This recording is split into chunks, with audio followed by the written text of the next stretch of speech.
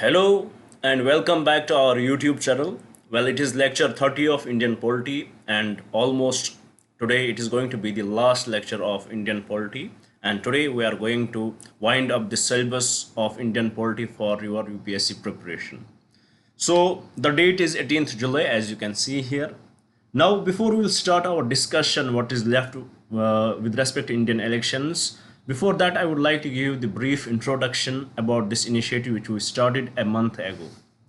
Well, in under this initiative by the name Target IAS 2026, we started this initiative from 2nd June 2025, and the plan is that every day we are going to upload two videos on our YouTube channel, one in the morning session where we will discuss the current affairs, and second in the evening session where we will discuss your static syllabus. And we try our best to follow it, but sometimes we may get busy, that time we may miss it, but we will try our best to cover everything as we had promised you.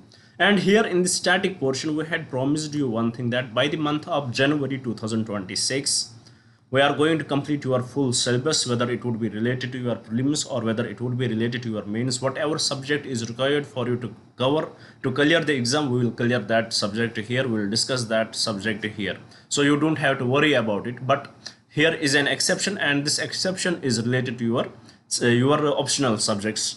Your optional subjects won't be covered here, that is the only exception.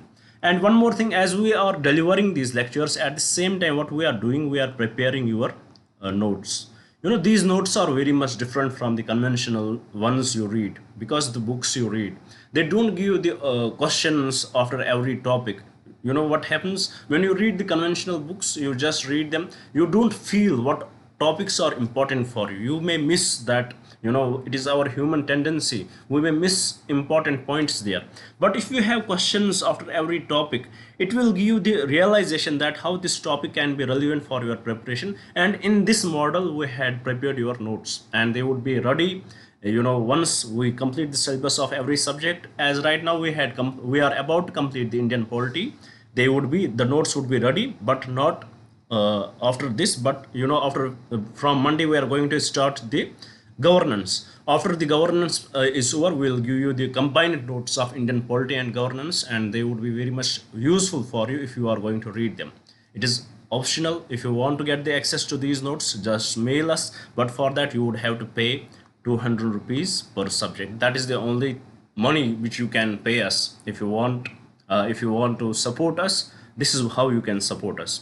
And rest, the courses are here, the lectures are here, they are totally free. This is the totally free coaching which we are giving here. If you want to be the part of it, if you like it, please do subscribe this channel, do share it with your friends so that they may also get benefited from this initiative, and please do write in the comments what else should we bring for you guys. So now, without any delay, this is about the initiative, just subscribe the channel. Now without any delay, let's start our discussion where we left yesterday. We started with the Indian elections. We first discussed what elections are. What is the election? It is the way by which we choose our government. We choose our representatives and they eventually become the government. And it is also the way in which we keep the government on the check. And it is also the way we choose the opposition for them who will keep the government on the check. And at the same time, we discussed that about elections, there is something very specific about elections on which we can decide whether a country is a democratic country or it is not so democratic. It is just democratic on paper.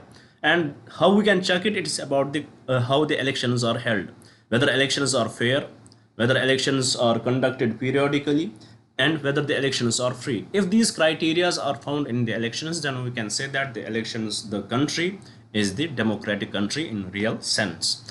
After that, we discussed what does the constitution say about the elections, the various provisions from Article 324 to Article 329, where we saw that how courts are borrowed from the electoral matters. We discussed that. Then we discussed how the Election Commission of India should be there, how it conducts the election, how it directs the elections, how it controls the elections, how it does the superintendence of the elections. We discussed all that. After that, we discussed various points with respect to that. Then we reached to the point where we saw that where we saw how the how the elections start first, electoral rolls would be prepared. Then we discussed the recent cases which are happening with respect to Bihar, how that can, sometimes the matter can go to the court because of the intensiveness, the rules which have been brought, the documents which they have to show. And we had discussed that also in our morning news sessions too.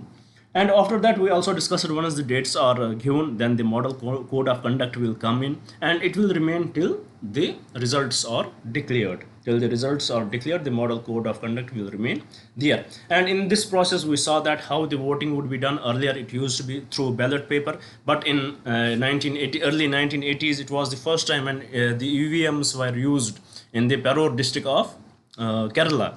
But unfortunately, by election in which it was used, it was declared unconstitutional because there was no such thing mentioned in the Representation of People's Act about EVMs. So what did we understood there, that the Election Commission of India has to follow the rules. If there is no rules, they can make the rules, but they cannot supplement the rules. We understood that. After that, it was made very much constitutional amendments were made in the Representation of People's Act, and the EVMs were used from 2004 onwards. Then we discussed EVMs, what are the various issues, why don't different countries follow that. In USA, we saw only few states are there which follow EVMs. Germany, it has made it unconstitutional reason because there is the lack of transparency.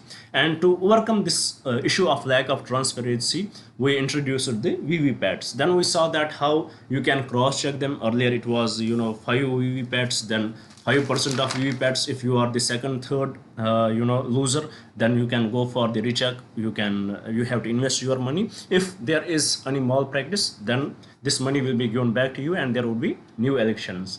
And at the same time, what did we understood, that the EVMs, they are not connected to the they don't have the transmitters, they don't have the receivers, they cannot be connected to the internet, so they cannot be hacked. So this is about the election. Now, as we are discussing the elections, there are few important concepts which in 2024, when there were Lok Sabha elections, you would have heard about the opinion polls, you would have heard about opinion polls, you would have heard about the exit polls, and you may be very much aware about the post polls. These terms were often in news. So today our discussion would start from it. What is this opinion poll? What is this exit poll? What is this post poll? And how it is going to impact the voting? How it is going to impact the voter who is going to vote? And how it is going to impact the result? And what does the Constitution, if it says about it? What does the judiciary, what does the election commission, what does the law commission say about it? Let's try to understand that. First, starting with what is this opinion poll? First let's start with the opinion poll. Opinion poll. What is this opinion poll? It is, if in the simplest terms you have to understand, it is the opinion of the people.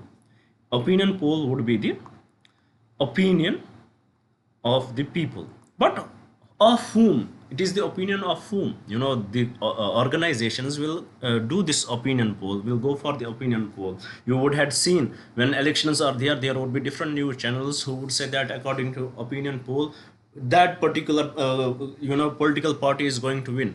So who are conducting this? It would be NGOs, it would be the organizations, and it is the political parties who who fund those NGOs or those organizations or TV channels or reporters to do the opinion poll in a constituency, so that they may come to know what is the status of the people, how people are going to vote, and if possible they may work on it.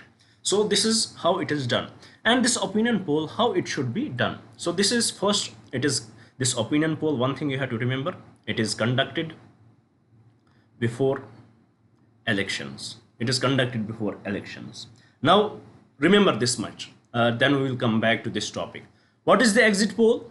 What does the exit poll say? Once elections are over, once you vote, you may face some reporters would be there, and they will tell you, or some people would come to you whom you voted for, and you will tell, I had voted for particular political party, or I had voted for particular candidate, and this makes the exit poll. Once you come out of the voting, once you vote and you come out of there, and they ask your opinion, whom you had voted for. This question they will ask, They will ask this question to different people, and they will collect a sample. And based on this sample, they will say that in a particular constituency, particular candidate is going to win the election. So this is the exit poll. What is it? It is authenticity. That is different question. People may lie to, the questions which you are asking them. That is something different. That is not the point of discussion right now. And the third thing is the post polls. What is this post polls? Because when you are exiting from the voting, you may be surrounded by many people there, and you don't want to tell them, you don't want to declare in the public who you had voted for. So, and these people, they also know that you may lie. So what they will do, they will come to your home and they will ask you in the closed doors whom you had voted for. So in this way, they will give the opinion, what does the elections say. So what is their authenticity? It may be correct, it may be wrong. It has nothing to do with the impact, how it is going to impact the voting. Sometimes what exit poll says, things go very much against them. In 2024 elections, what it was thought that BJP might win more than 400 seats, and many exit polls were conducted like that. But result was totally different. And it is not, we can blame them. We cannot blame these organizations. They are doing their work. But about exit poll and the post poll, we cannot do much about it, and it does have a least impact on the people. It does have a least impact on the voter. But the real matter, it is this opinion poll. This opinion poll is something which can impact the people. This opinion poll is something which can impact the decision of the people. I want to vote. I want to vote for a political party. But at the same time, I want to vote for the candidate who is going to win the election. Suppose I am from Jammu and Kashmir. There are elections. I want to vote for a particular man, particular candidate, and according to the opinion poll, he is losing. And I want, after he wins the elections, there are hidden aspirations. There are hidden, I would have hidden works with that person, that he would favor me. Maybe different things are there. So with respect to the opinion poll, when the opinion poll comes out and it says that particular man is going to lose the election, or particular woman, let me be less sexist, particular candidate is going to win the election. So what I will do, I will decide if he is going to win the election. Why would I waste my vote? I will go to the another candidate and tell him that, sir, I am going to vote for you. You should be the MLA of my constituency. So it is going to, what opinion poll is going to do, it is going to impact the opinion of the people. It is going to impact the decision of the people. It is going to impact the decision of the people who are the fence-sitters. In the voting, you have two types of people. One voters, there are two types of voters. One are those voters who are committed. If I am the person, I am going to vote for the BJP, I am committed for the BJP. Whatever happens, you would have heard about that interview of a person who says that whatever the economy is, maybe tomorrow if I have to get a kg of rice for 1,000 rupees, I will still vote for the BJP. So there are types of voters who are committed to their political party, and whatever happens, they will vote for that. And there are certain voters who are kind of, we can say, they are fence-sitters or they are opportunists. If it is not a good term to mention in the exam, opportunists, but say they are the fence-sitters. So what they will do, they will take the opinion of the people. They will see what does the opinion poll say, to which political party the waves are moving towards, and they will change their decision with respect to that. So in this way, opinion polls have much wider impact on the people. Then they have the impact on what? They have the impact on then the exit poll and the post polls have, basically exit poll and the post poll, it is the estimation whether the result is going to be the correct or not. That is something different. It has least impact, but the opinion poll, it does have the impact on the people. Now with respect to the opinion poll, if it is going to have the impact on the people, shouldn't it be regulated? Shouldn't, if for some people, it should be banned, that these organizations should not be allowed to give these opinion polls. They should not be allowed to to show these opinion polls to the people, because it can be misused. For example, there is a political party who has the muscle power, who has the money power.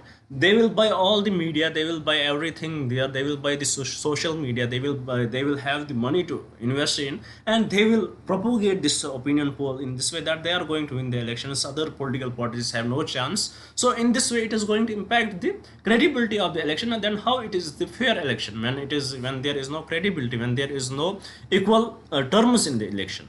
So there are the concerns with respect to opinion poll, whether it should be allowed or whether it should be regulated or it should be totally banned. Banning the opinion poll is not a solution, because you cannot totally ban it, because you have Article 19, which gives you the freedom to speech and expression. We have this, and what are the reasonable restrictions to them? Defamation, conduct, defamation, security of the nation, sovereignty of the nation, integrity, and all that which we had discussed. Contempt of court, but this does not come under those restrictions does not come with respect to the opinion poll. So about opinion poll, can you ban it? No, you cannot ban it. But now what you can do with respect to opinion poll? We can regulate it. What we can do? We can regulate it. So so what are the recommendations with respect that? First, don't broadcast or publish or findings of the opinion poll during election silence. Now the question may come to your mind, sir, what is this election silence? It is something which we are hearing first time. What is that election silence? Well, let me tell you what is this election silence. For example, today you are going to vote. It is 18th July. You are voting today. From today, go back to 48 hours. This time, what comes here, it is the time of election silence. So what is the recommendation? That don't broadcast or don't publish these opinion polls during this election silence period. But the question is here, which is very tricky.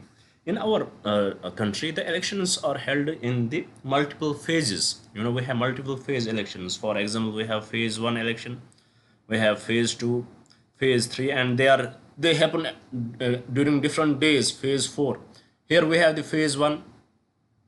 Here 48 hours, within this you cannot publish your opinion polls. So before that you can publish, after this you can publish again. So here you can publish again, and these people will get impacted. So definitely there is also a drawback with respect to that. Then, as I told you, we cannot totally ban it. But what are the changes which we can do with respect to it? What are the things, what are the points which we can bring, so that there would be the good, recognition to it, so that there would be good regulation to it. So let's see what are the. First of all, when these opinion polls are given, there should be disclosures given also. You are giving the opinion polls, you have the right to say whatever you want to say. Before 48 hours or during election silence, you are supposed to keep quiet, but still you have the right to say. Now, when you are saying that, there should be certain disclosures. For example, today I am going to conduct the opinion poll in Bihar, and certain disclosures should I also give. What are these disclosures? First thing, which organization conducted this opinion poll? Which organization conducted this opinion poll? If it is conducted by the government, by the ruling government party, then why should we accept it? Or if if this opinion poll is conducted by any political party, why should we accept this? They are going to say which will favor them. So definitely this question should be there, disclosure should be there, which organization has conducted it. Second, if not, once the organization is given, then we should also know who had sponsored this opinion poll, which organization, which political party has sponsored this opinion poll. Then the third question which we should know, important question which we should know, what was the sample size taken? How many people they had consulted before giving this opinion poll? Is it only 200 people? Is it only 300 people? Or it was 4,000, or it was 10,000 people were consulted? And on that basis, this opinion was given, this opinion poll was given. Then also, what were the questions asked? For example, if tomorrow there is election in Bihar, What were the questions asked?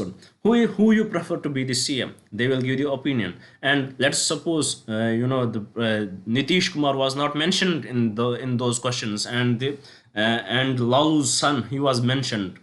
Then definitely the questions, what type of questions were asked, that is going to impact it.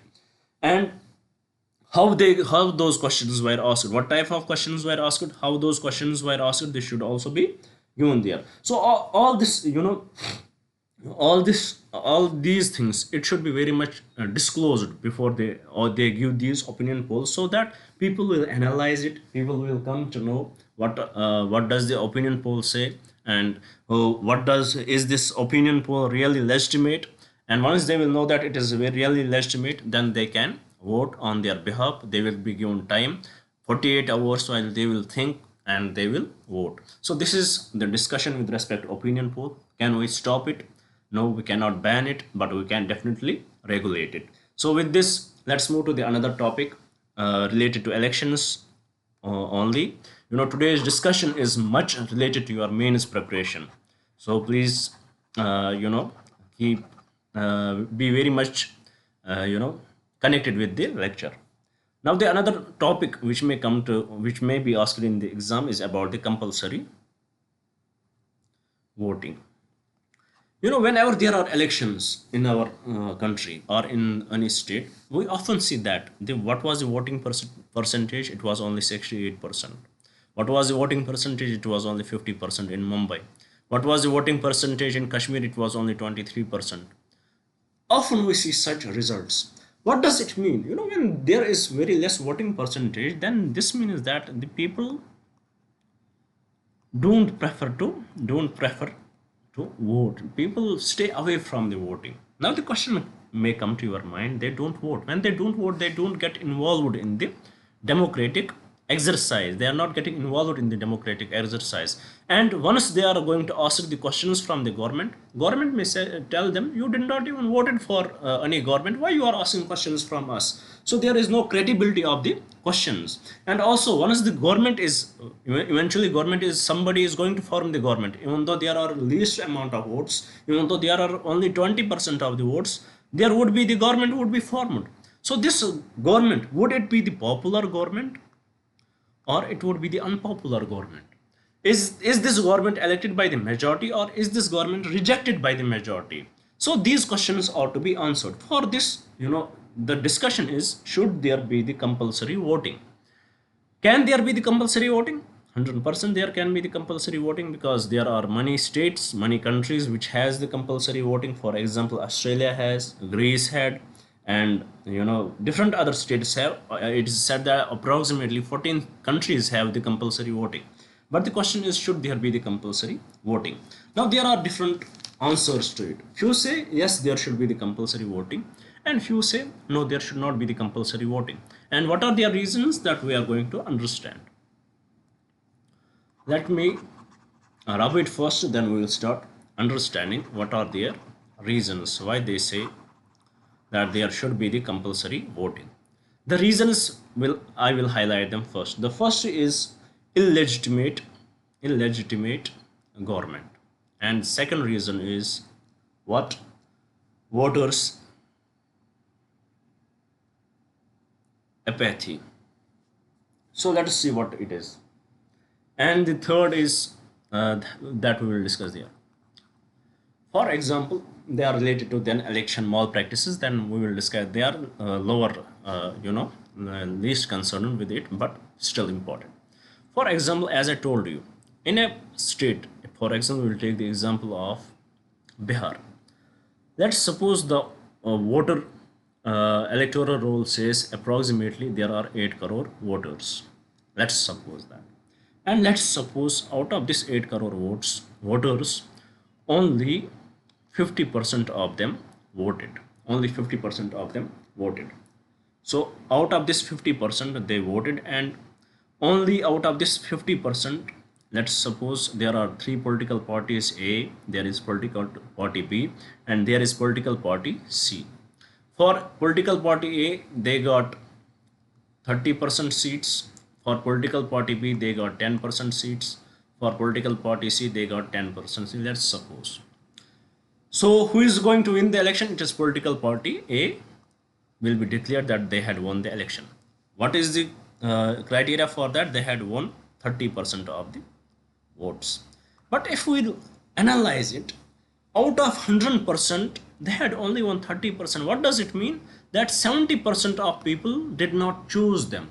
So when 70%, when such a majority of the people did not choose you to make the government, then how you can show your legitimacy, how you can be called as a legitimate government? Similarly with BJP, they have the great they had won elections, they won election, but still they did not got even the majority. Then even if they got the majority, but majority of the people, they rejected them. So these are the allegations that if the voter count is down, if voters are not voting, what it gives rise to? It gives rise to the illegitimate government. So to reduce this, to end this practice, what is the need of the hour? That we should make voting compulsory. Voting should be made compulsory, that everybody has to vote. If you are not going to vote, you would be forced to vote. You would there would be penalty against you, maybe you would be removed from the electoral rolls, or whatever. Maybe there would be fine, maybe there would be jail term, whatever it would be. But if voting would be done, then only this issue can be sorted out. Second, voter empathy. What is this? So tomorrow, as they did not vote it, now the government is bringing up policies and vote, and the people are not liking it. Now the people can ask them the questions: why did you brought such policies? They are not in our favor. The government makes tell them, why the hell are you asking us such questions? You did not even vote it, so you are not concerned about it. Who our votes are, we are making our policies for them who at least voted. But why are you concerned about that? That's also one of the issue. Then if the voter turnout would be increased, if it would be made compulsory, then there would be more questioning on the government, there would be more check on the government. Also, there is third issue. For a candidate to win an election, certain candidates are very smart. For example, I'm from Jammu and Kashmir, and I'm contesting the election. I will analyze the condition like that. In our constituency, there are two major candidates. One is from National Conference, and one is from PDP. Let's suppose these are two strong candidates, and I know that what is the voter turnout there? That approximately 60% would vote. So remaining is 40%. In my constituency, they are not going to vote. What I am going to do in this 60%, I know that National Conference, they are going to get 30%. I know PDP, it is going to get 10%, and remaining 10% they will vote for me. I know that they are my friends, they are my colleagues, they are my family members, they are going to vote for me. Now to win the election, how much I should get? At least I should get about 30%. Now what I will do, I have this 10% of voters. I won't consult these 30% or their voters. What I will do, I will reach out to these people, or I will reach out to these people, and I would start spending money on them. That eventually, whoever makes the government, you are least going to affect by that. Tell your members that you are voting for them. But what I will do, I will give you 5,000 rupees or 10,000 rupees, or I will give you biryani boxes. You vote for me. I will do the bribery, and I will tell them, I know how many people I had paid money, and if I guess any single if a single vote is going against me, I will punish everybody of you. I have the muscle power, I have the money, so look after it. But then the result will come, and I will win the election because I have the muscle power and the money power. Now, this is the issue with this system, current system. Now let's suppose if there was the 100% voting, if there was the compulsory 100% voting, then how much money I have to spend? Huge amount of money, which I don't have. So definitely I will think that let the people decide whom they want to vote and whom they don't want to vote. So these are the things which can be cut down. These are the possibilities, but still, it may still continue, but these are the possibilities which may come down when the voting would be made compulsory. But as I told you, there are arguments in favor and there are arguments against this system too. We are in a democratic country. Saying no to the elections is also a democratic. Eventually it is your opinion, it is the public opinion which should matter the most. And I don't want to vote. I don't want to get involved in the voting. I don't want to get involved in this democratic practice because I know that eventually the political parties are not going to benefit me in any way. So why should I be forced? Against, definitely against the democratic values, that if you are forcing me, then it is against the picture of democracy. Then the second thing which I can highlight, that okay, let's suppose you are forcing me now to vote. What I will do, I will enter into the voting booth and I would vote for whomever I want.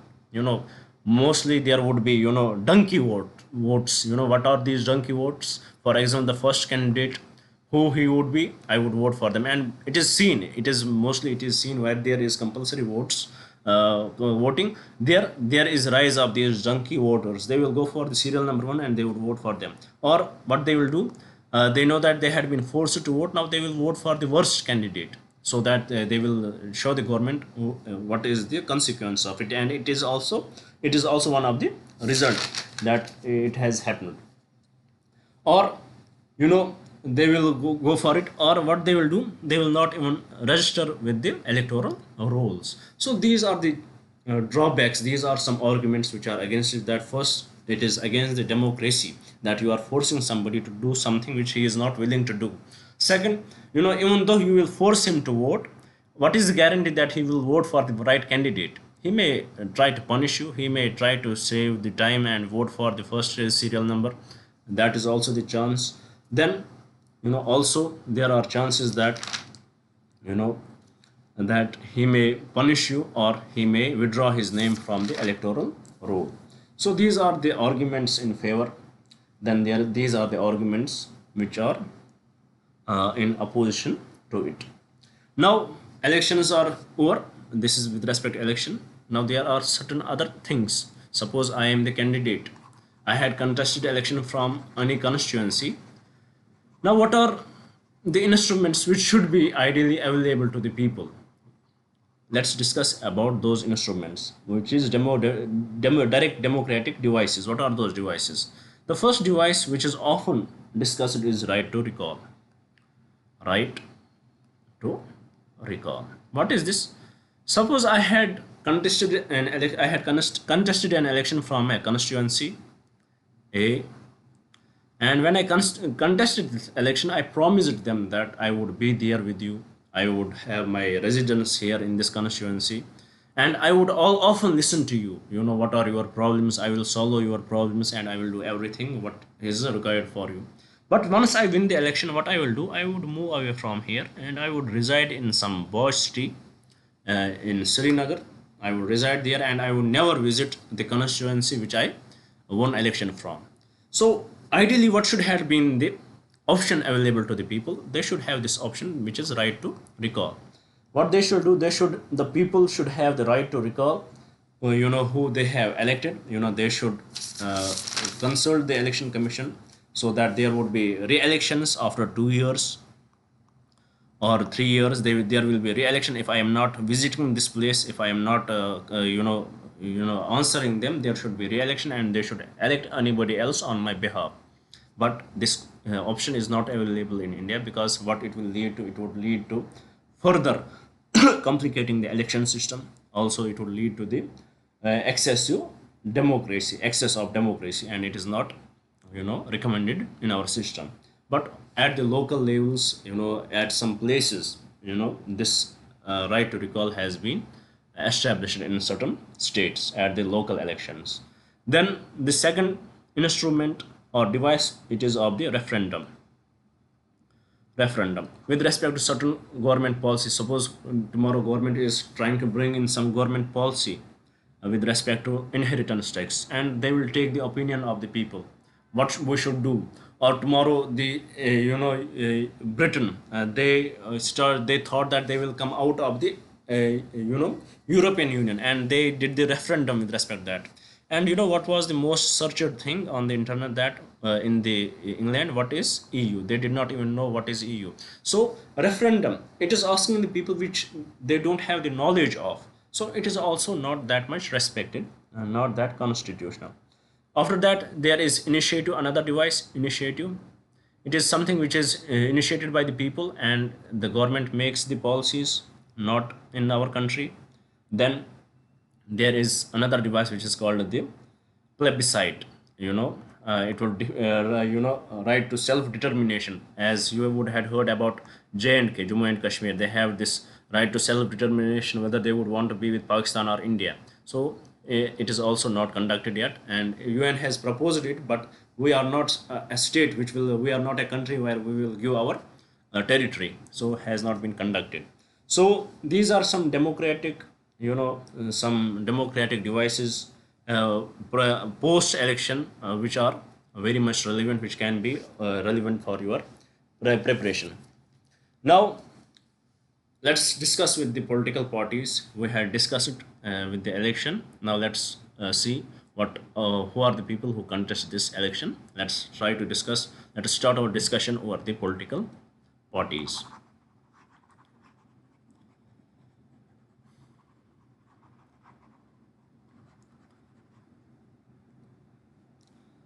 Political party. What is a political party? It is the group of people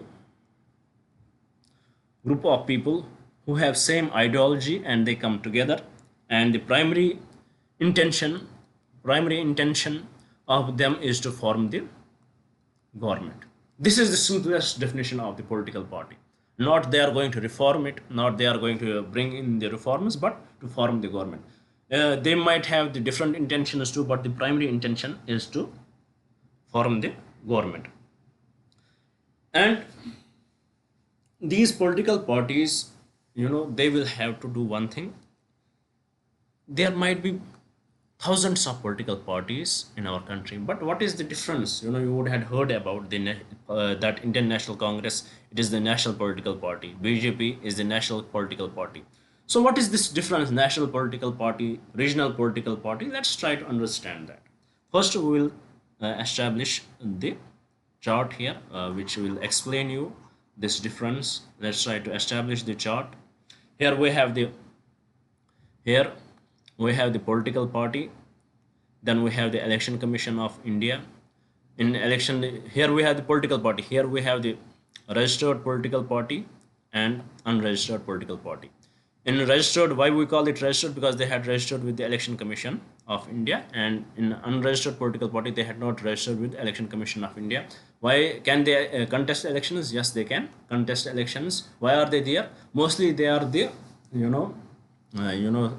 capping on something. They are like duck in the industries, or we can say they are just for the funding that you will invest in the political party, and that money is tax free. Then you can take this money away from it.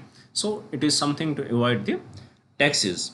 And in the registered political party, we have the recognized political party and unrecognized political party. This registered political party, it is registered with the Election Commission of India. In it we have the recognized and unrecognized political party. In the recognized political party we have two types. One is national political party and second is regional political party. So let's try to understand what is this national, regional. So I hope you had understood, you had understanding of this map here, what types of political parties are there. First there would be the registered, who are registered with the Election Commission of India. Then second would be unregistered, who are not registered with the Election Commission of India. Now the question may come to your mind, can the unregistered political party contest the election? The answer to it is big yes, they can contest the election. But most of the times you will see that they are not contesting elections, they are just there for what sake? For the tax evasion mostly. And recently the Election Commission of India has cracked down on many such political parties. Then after that, in the registered political party, there are two types of political parties. One would be the recognized, the second one would be unrecognized political party. In the recognized political party, there are two types. One would be the national and the second one would be the regional. Now let's see what are the features of the regional political party. Then we will see what are the features of the national political party. Then we will see what are the benefits which a political party gets when they get recognized as a regional and the national political party. Let's try to understand that. This is this topic which we had started now, it is much relevant with your prelims preparation, so please keep a keen eye on it. These terms statements would be very much important. Here we are discussing regional political party. So what is the first criteria? If they score 6% of valid votes in the legislative assembly, if they score 6% of the valid votes and win two seats, and win two seats. For example, tomorrow there is a Delhi, Bihar voting would be there. If there would be a political party, they will score 6% of valid votes in legislative assembly and also win two seats in the same legislative assembly, then it would be called the regional political party. This is the one condition. Or let's suppose there was a Lok Sabha election, and there is a political party, it is contesting the Lok Sabha election, and they had got the 6% votes in the Lok Sabha elections. And will get the 6 and also win one Lok Sabha seat, and also win one Lok Sabha seat. Why there is difference for the legislative assembly 2 seats and for the Lok Sabha 1? Because for the Lok Sabha the constituency would be much bigger. So this is the second condition. Or another condition. The third condition is 3% of seats in legislative assembly, or 3 seats whichever is higher, or 3 seats whichever is higher. 3% of seats or 3 seats. Here we had only 2 seats or 6% of voters. Now let's suppose the political party, they got only 3% of votes, but they were capable of winning 3 seats, then also it can be called the regional political party. Or for every 25 seats get 1 seat in legislative Lok Sabha elections.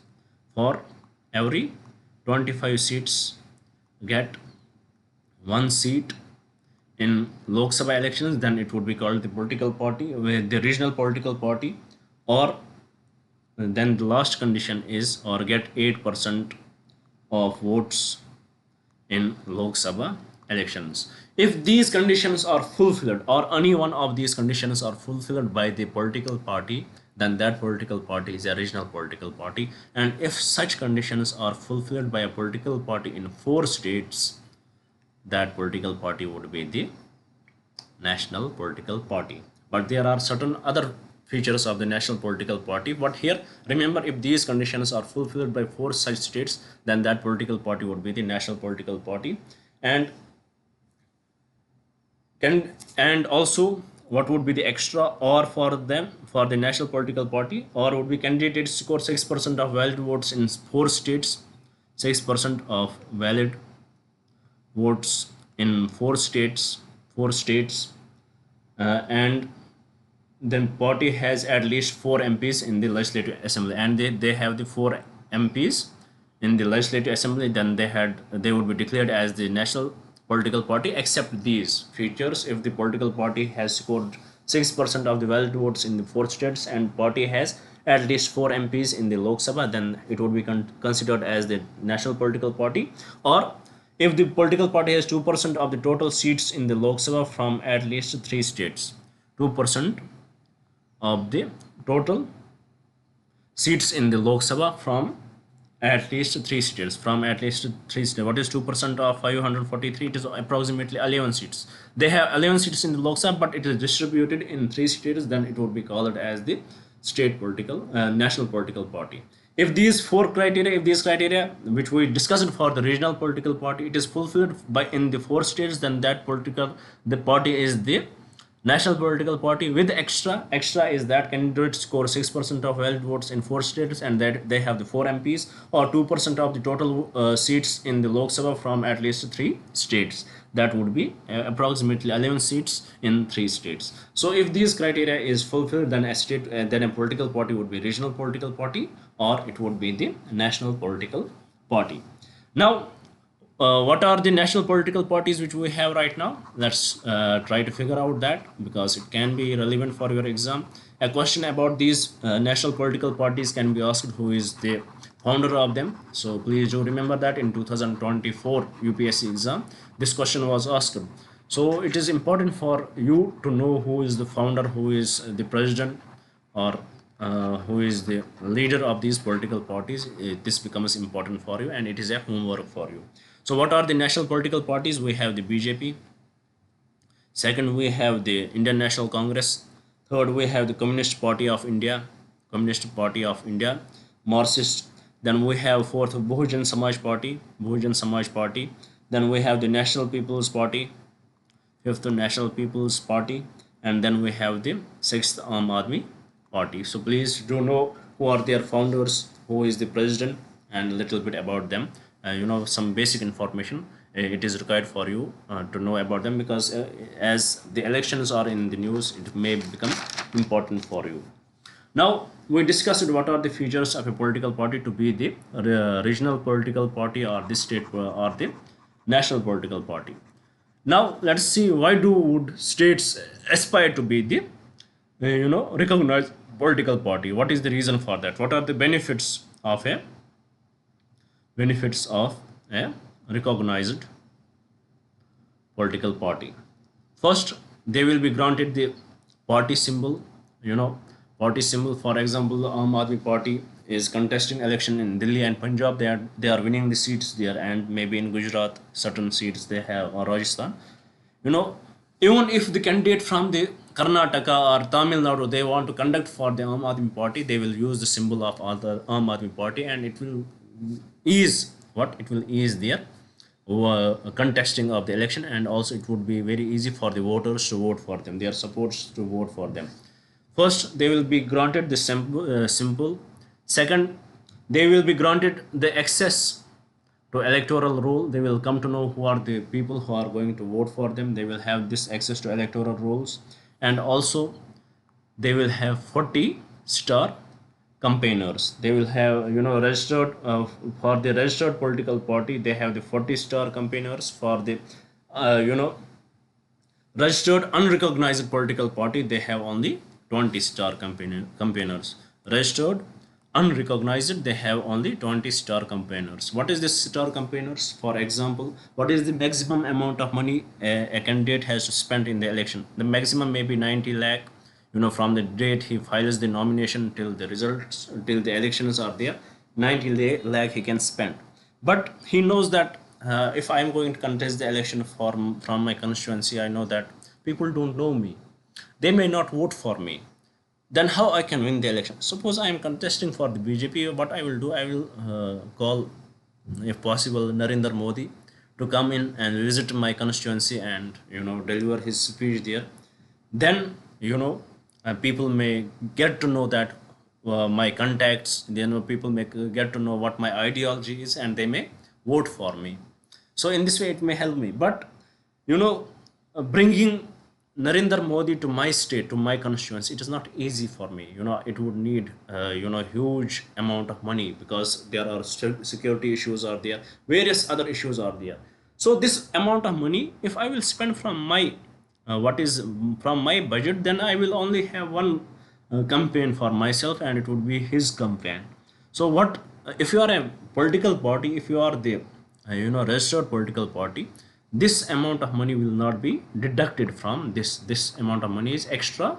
This money which I have for my campaigning, which I have for my elections, this would be from extra. But there are conditions that both the star campaigner and I cannot sit on the dais, on the same dais, and he cannot tell the people to vote for me. He can talk about the party guidelines and all that, but he cannot tell directly people to vote for me. If he says so, then I will have to spend this money on this behalf. So if you are a registered political party, registered and recognized political party, then you have 40 star campaigners. If you are registered unrecognized political party, you have only 20 star campaigners. And if you are not registered, you don't have any star campaigner. Also, we discussed about the time, what is the limit to spend. Then also, suppose there is a person who is from the registered political party, from BJP, and there is another person who is an independent candidate. Both are contesting the election, but before the elections, dates were there. Before the election day, what happened? One day before, this BJP candidate died, let's suppose. Now what will happen to this constituency? Will the voting continue? the voting will stop there. The voting will be suspended here, because the registered political party, they will have to choose the new candidate for this constituency. But if this independent candidate dies, or the unrecognized, unregistered candidate dies, what will happen to this constituency? The voting will continue, because it will least impact the elections there. So this is also one of the extra benefit which these political parties give, which these political parties gain.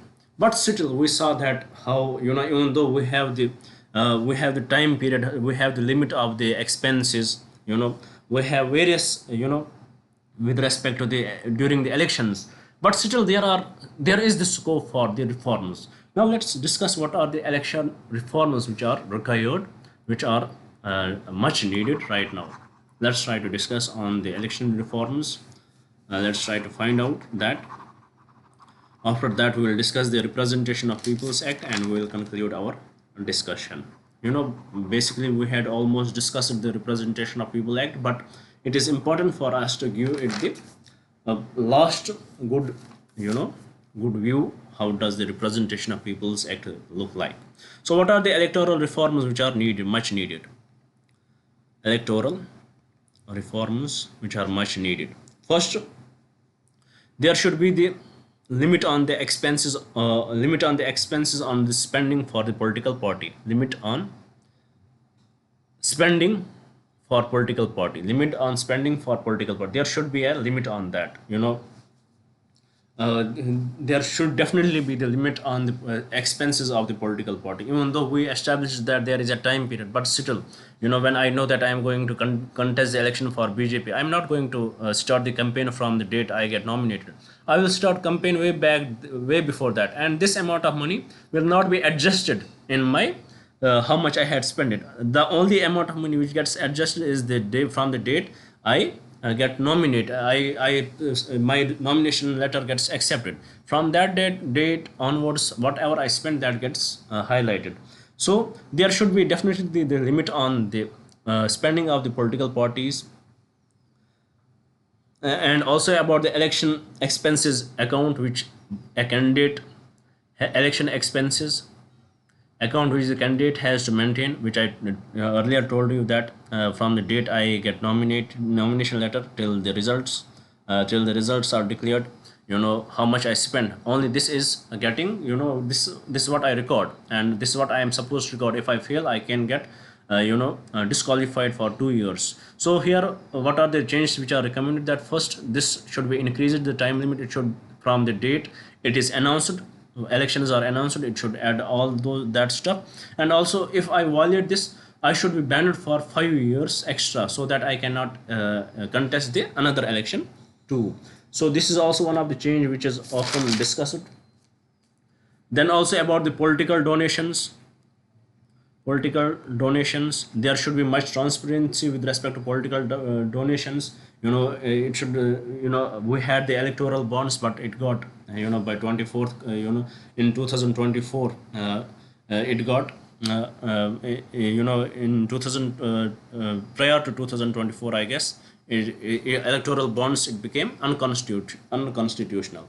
And then we have the political donations. There should definitely be limitation on the political donations, how much a person can give. If I am giving below 20,000, then as it is said that I will not be noted, my donations will not be noted. But if it is about 20,000, then it would be noted. But political parties, they are very much intelligent. When any person is giving them this amount of money, they hire the chartered accountants, and they will make it look in a way that they had given below 20,000. They had given below 20,000 donations, and their name would be not highlighted. There would be least transparency. So with respect to this, what is the recommendation? That whatever the amount is given by a candidate, even if it is in the even if it is below the limit numbers, then still the whole amount of money should be collected, and a whole amount of donations what he had made should be maintained, and then the transparency should be given. Who has given this amount of money, it should be very much declared. And there is another set of people who said that this donation system, it should totally end. There should be no donation system at all. it should not be there at all, and that we will discuss why they are saying so. Then also there is another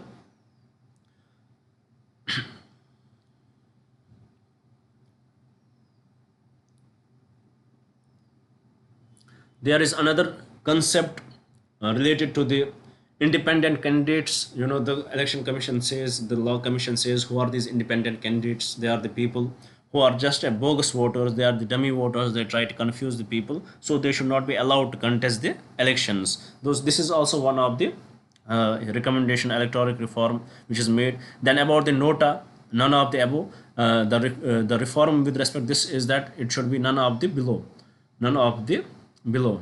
So it should be the first option available to the candidates so that they can use it more significantly. Also, voter fraud or voter failure. There is voter fraud or voter failure that a candidate can contest for various constituencies. A candidate can contest for various constituencies, even though it was reduced to 2 constituencies only, but still there is a time that it should be again reduced to 1 constituency, because eventually if a candidate is contesting from 2 or more constituencies, what it leads to the voter fraud. The people vote for that particular person, and eventually he knows that he is not going to stay in that constituency, so he has to vacate his seat, and there would be the re-election, there would be the by-election. So definitely it leads to the voter fraud, and the recommendation is that it should also be removed. And also there is a recommendation that there should be the simultaneous election in the states and the center, as recommended by the ex President Ramnath Kovind committee, that there should be the simultaneous elections, because it will reduce the budget on the elections, and it will also give space to the politicians to work on the governance rather than getting always involved in the political rallies. So there are various advantages to it, various disadvantages to it. It may, some of the disadvantages related to simultaneous elections are that it may dampen, or it may dilute the regional interests, and it may put forward only the national interests. And there are some people who say that it is totally true, and some say it is totally wrong, because the people would be very much aware of that. It is not something which we are doing first time. We used to do earlier, we used to go for the simultaneous elections, then eventually it led to the failure of the governments, and eventually to this system.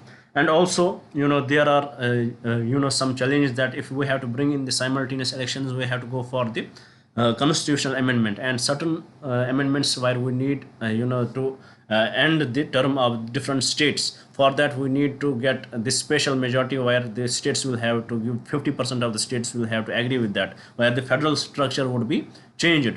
So there are various concerns with respect to that, and let's see. It is proposed that there should be the simultaneous elections in 2029, and we had various times discussed this in our daily news analysis. I guess if you want to know, definitely watch my earlier videos, and if there would be any more information related to simultaneous elections, I will definitely bring in. So this is also one of the recommendation, that there should be the simultaneous election. And also with respect to the funding, as I told you, some are saying that this private funding, or the funding for the elections, it should be totally banned. Irrespective of the private funding, it should be the state sponsored funding or state funding for the elections, where the state will maintain the national election corpus fund, where everybody will contribute, state will contribute, center will contribute, and the politicians and the private entities, they will also contribute. And once the election would be there, it would be distributed, or it would be given as an incentive to these people as per they had won the seats. So in this way it should be maintained, and it should replace the funding system of the elections. So this is also one of the issue. Then the another concept with respect to elections is the criminalization of the politics, which can also be relevant for your mains exam. Let's put some light on the criminalization of the politics. After that, we'll start our discussion on the Representation of the People's Act, and we will conclude our discussion there. So let's see. These are some small concepts which I guess you need to know, because it could be relevant for your mains preparation. So what is this criminalization of the politics? Criminalization of politics. Ideally what used to happen, there would be gangs. For example, you would had heard about Dawood Ibrahim. Before him there was a person from Madras. From Madras, I don't know his name right now. On him there is a movie. Akshay Kumar is filming him, is acting as him. I don't know what his name is. I'm forgetting his name. Let's suppose his name is ABC. What they used to do, they would earlier fund the political parties. They will choose their dummy candidates who will contest the election, and these candidates, they will come into the government and they will form the policies which will favor them. But eventually they started to realize that this way, they are still known as the goons. They would be still considered as the rowdies. What they decided to do, they decided to enter into the politics and contest the elections. So in this way they came into the election. And with respect to this, they have certain safeguards also. For example, we used to have the section 8 clause 4 of the Representation of People Act. Suppose under this section, if for example, if anybody is convicted of any crime and his punishment is 2 years or more, he will he will not be disqualified, because he would have appealed in the higher courts and then to the Supreme Court till the final result would come. He will not be disqualified. And eventually this section 8 of the Representation of People Act in the Lily Thomas case, it was made unconstitutional. So they started to realize it. Now we cannot enter into the politics like that. But still, there are some criminals who go to the jail, who stay in the jail for this 6 years or 10 years, and then after that when they come back and they contest the election. Now the question is, should they be allowed to contest the election? Look at the condition. For example, if you are a person and you are in the jail, would you be allowed to vote? No, you will not be allowed to vote. So similarly, a matter went to the Supreme Court, and this question was asked, sir, if I am in jail, would I be allowed to vote? He said, no. The Supreme Court said, no, you will not be allowed to vote. Then they asked, if I am not allowed to vote, how can I contest the election? So with respect to this, the court said that you are absolutely true, and they said that whoever is in the custody, whoever is in the custody, whether he is accused only, he is under trial only, he shall not be allowed to vote. But it could have led to the manipulation. It could have led to the there would have been it could have led to the various malpractices. What the current political party will do, they will if there would be election and they will think that particular person. What happened in Bangladesh actually, the Hasina government, what she did, when there were elections, she put her opposition in the jail. So same practice will start in our country, and eventually this judgment of the Supreme Court in 2013 was revoked. And now if you are convicted only, you are not, if you are if you are under trial yet you are not convicted of the crime, you can contest the election.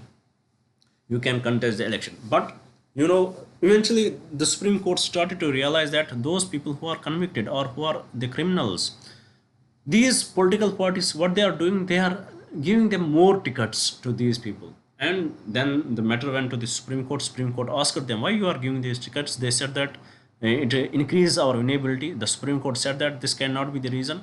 Highlight the reason why you are giving them the tickets and what were their criminal records and why you are doing so. So this is with respect to the criminalizing of the politics. Should it be there? Now the question may come to your mind, should they allowed to contest the election? For example, if anybody is convicted of any crime, should they allowed to contest the election? The answer is yes, they should be allowed to contest the election, because the primary purpose of this of the jail system is to reform the person. Once a person has committed a crime and he has reformed himself, why we should stop him in contesting the election? We should give him the opportunity to express himself. So this is what my opinion is with respect to this. And what did the Supreme Court said? If you are giving political parties, if you are giving tickets to these political parties, at least give us the reason why you are giving the tickets to these political parties. What is the reason for that? So this is about the criminalization of politics. With respect to this, there is a petition pending in the Supreme Court which talks about that there should not be the 6 years disqualification, but it should be increased for the lifetime. So that is something which can be relevant for your mains exam. Now with this, let's move to the last discussion of our Indian polity topics, which is the Representations of People Act 1950 and the Representation of Peoples Act 1951. This would be the last discussion. After that, we will conclude our Indian polity. I hope you would have understood that. Now, let me choose the pen here. Our topic is the Representation of the People's Act of 1950. Let us see what are the key provisions of it. For example, we saw that if you have to allocate the seats for the Rajya Sabha of a particular state, in which where that is mentioned in the Schedule 4 of the Indian Constitution. But here, the Representation of People's Act of 1958, it talks about, it is this Representation of People Act which deals with the allocation of seats for the Lok Sabha elections or the Legislative Assembly elections or the Legislative Council. It talks about this. It also talks about the Delimitation Commission. Delimitation is itself mentioned in the Constitution, but Delimitation Commission, where from this Delimitation Commission gets its power from? It gets its power from the Representation of People's Act of 1958. Number of seats prescribed to the states, legislative assemblies, legislative council, and all that. And also Delimitation Commission will be set up under this, and the officers who are going to conduct the election, who are going to form the electoral roll, who are going to conduct the election, how they are going to conduct the election, it would be given under the Representation of People's Act 1957. And also the qualification of the voters under article, Representation of People's Act 1950. Qualification, it gives the qualification of voters. These are key features which you should know. Now, let's move to the last ball of our discussion, last ball of the over, which is the Representation of People's Act of 1951. Let's see what are key features of it. This talks about the qualification and disqualification of the candidates. 50 deals with what? With the voters. It deals with the candidates, of the qualification and disqualification of candidates. It talks about the qualification to become the member of the parliament from SCs and STs, in which state they are going to contest the election. If it is in the Assam, then he should be from the ST of the Assam itself. So this is what it talks. It deals with the candidates. It talks about the qualification of a member for the Legislative Assembly and Legislative Council to qualification of a candidate. It deals with the disqualification of the candidate, prescribed by the law formed by the parliament, and this is that law. It deals with, with this section, we have section 8.1.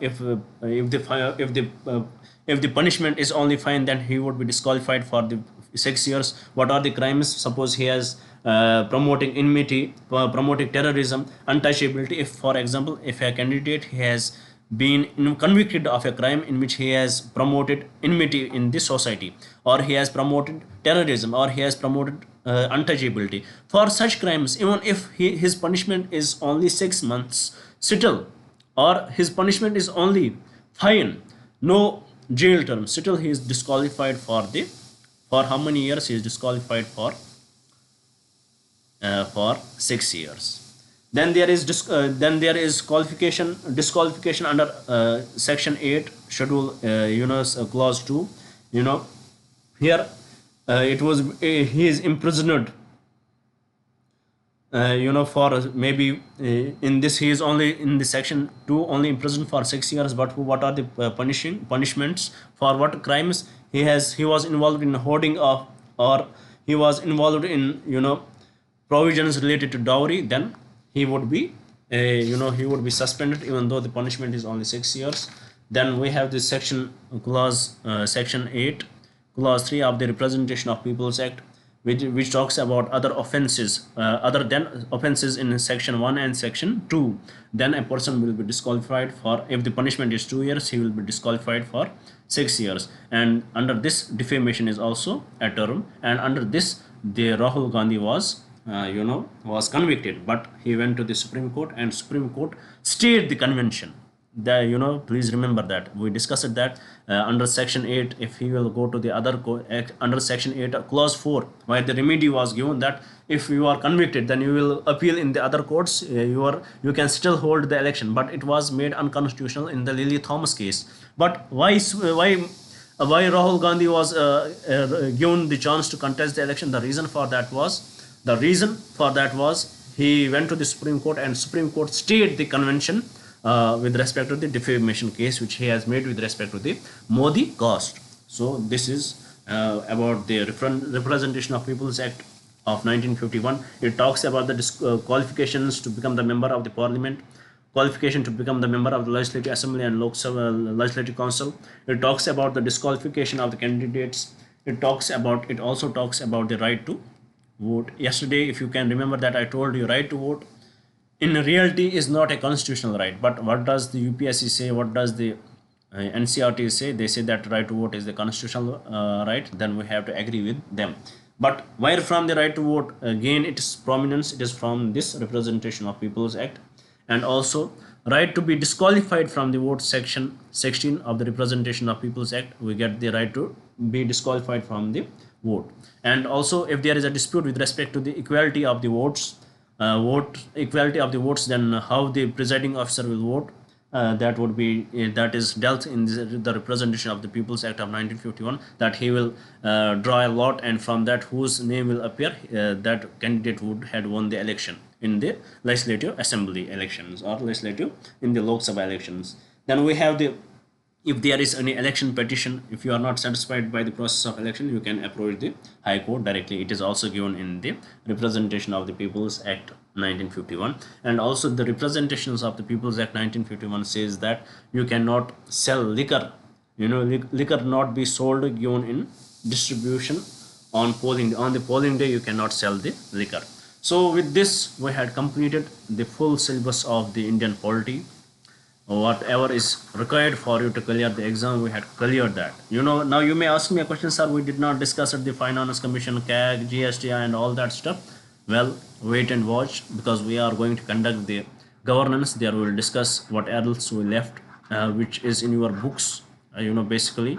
And we don't know whether it is the part of the governance or not. That we will describe here. We will discuss that in the governance. We will discuss CAG, Finance Commission and all that stuff what we had left. And also with respect to the other important topics, which if for example GST relevant with the economy, there we will discuss that too. So today what we did, we completed our syllabus for Indian polity. Now you may ask me a question, sir, where are the notes? They would be available, now as I told you today, from Monday we are going to conduct the class for the governance. So once the governance part, as they are very much related, Indian polity and governance, we will try to complete that within 5 to 10 days. Once the governance part is over, your notes would be very much ready, and don't worry about that. We are preparing them in the very best way possible, so don't worry about that. And today, now we had officially completed our first subject, which is Indian polity.